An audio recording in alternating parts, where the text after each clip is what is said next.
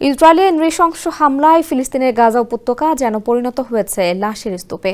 এবার তাঁবুতে ঘুমিয়ে থাকা ফিলিস্তিনিদের উপর হামলা চালিয়েছে ইসরায়েল।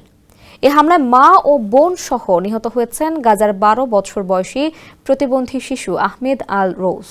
ছোট এই শিশুটির জন্ম থেকেই শারীরিক প্রতিবন্ধী ছিল।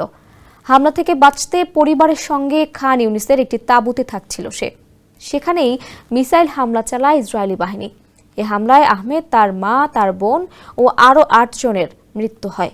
স্থানীয় এক ব্যক্তি জানান, হামলার সময় আহমদে হুইল চেয়ারে বসা ছিল, আর সে ওই হুইল চেয়ারে বসা অবস্থাতেই পুড়ে অঙ্গার হয়ে যায়। আগুনে তার হাড়গোড় গলে যায়।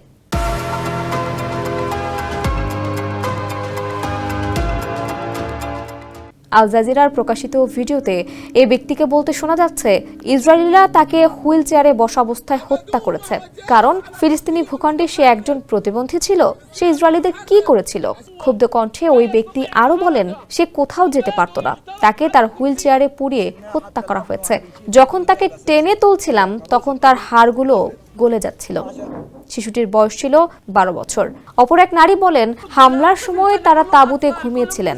ওই সময় মিসাইল ছোড়া হয়, এতে তাঁবুতে আগুন ধরে যায়। এই হামলায় যারা নিহত হয়েছেন তাদের সবাই নারী ও শিশু।